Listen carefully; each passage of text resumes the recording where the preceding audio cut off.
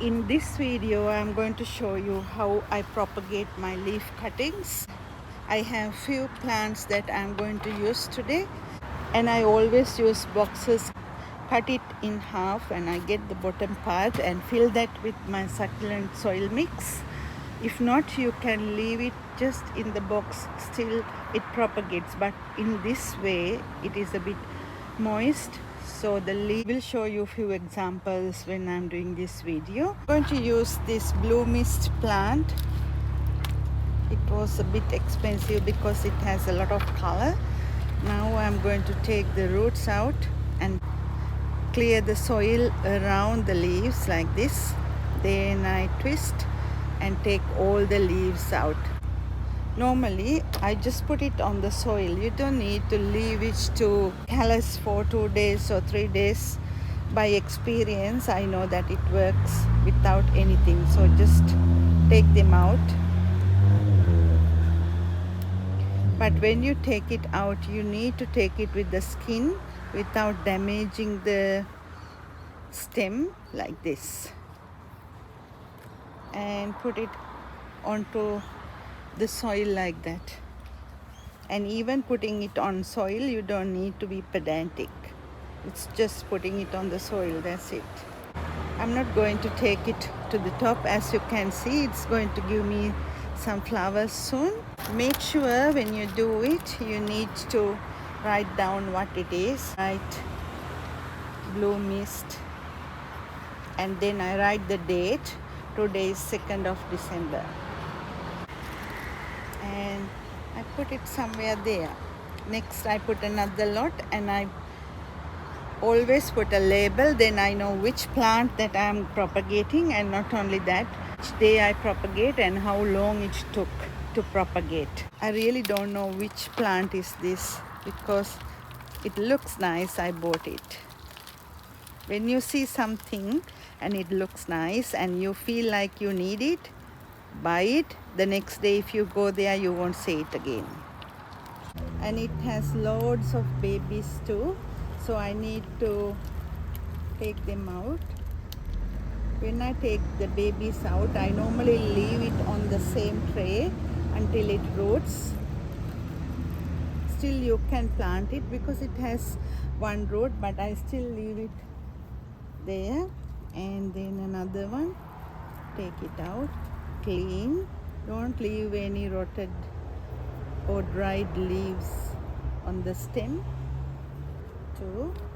That way the mother plant get lots of space to grow again and give more babies.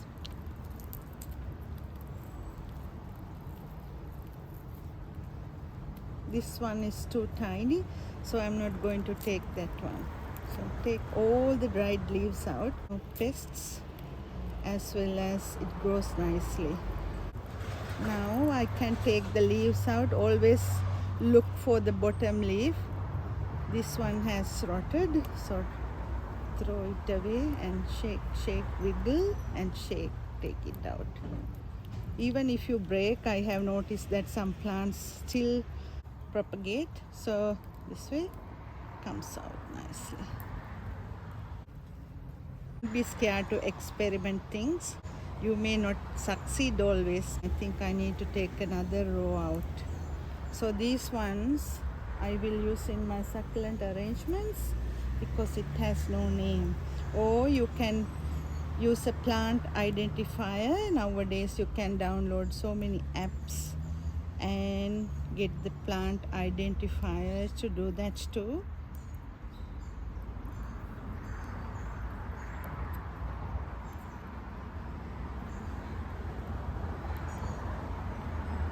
That's enough. So I'm going to repot that and put this here, and we'll label it with the date, no name.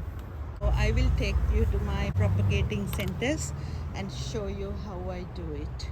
Can you see on this rack I have used some egg crates, paper cartons, and I put one leaf on each section. That I only use the cocoa peat in that. When I bought some plants, I saw the cocoa peat in each plant when they are very tiny, I thought that will be a good idea for me to try it too. So I put only coco peat on the egg cartons, and then I put each leaf to give me plants. This is another propagating tray that I have done on 23rd of October, and now they have loads of babies. See, it take only 5 to 6 weeks to give babies like this size. This is another propagation center that I have, and I have already named them with the date, and it is 10th of November and it's 2nd of December today. And look at the little babies. It's already rooted and there's a baby too. So I will show you how I replant them. I have these nursery pots that I bought from marketplace, so I'm going to fill all those with coco peat. Peat comes in a block like this, about 5 to 10 liters of water depending on the size you are using, and then leave it to soak. After soaking, it becomes like this. It's a good way of keeping the moist, so you don't need to water frequently.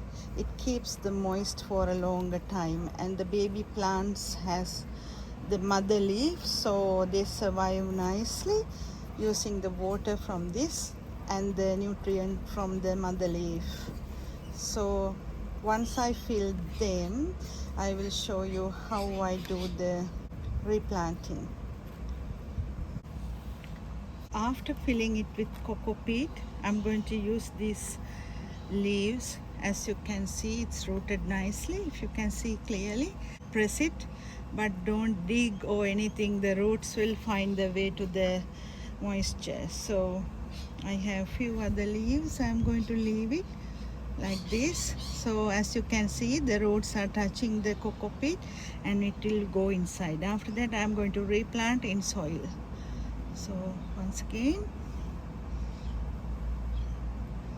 as you can see, I have put all the leaves on the coco peat, and this is how I replant my propagated leaves. So that way it absorbs all the moisture from it and give a nice root system, and then I take them out and plant that back again in bigger pots, and I will show you when I do that after.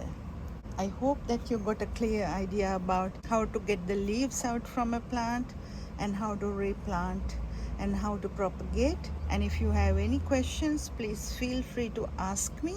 I can share my experience with you. See you next time.